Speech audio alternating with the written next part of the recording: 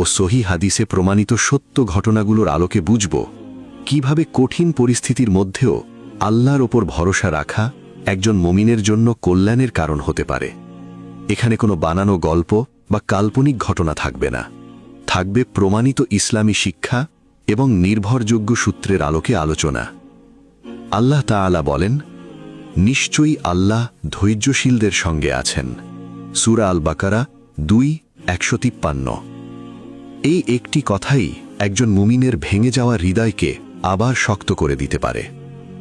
আপনি আজ যে কষ্টের মধ্য দিয়ে যাচ্ছেন, হয়তো তার পুরো কারণ আপনি বুঝতে পারছেন না, কিন্তু মনে রাখবেন, আপনি না বুঝলেও আল্লাহ জানেন।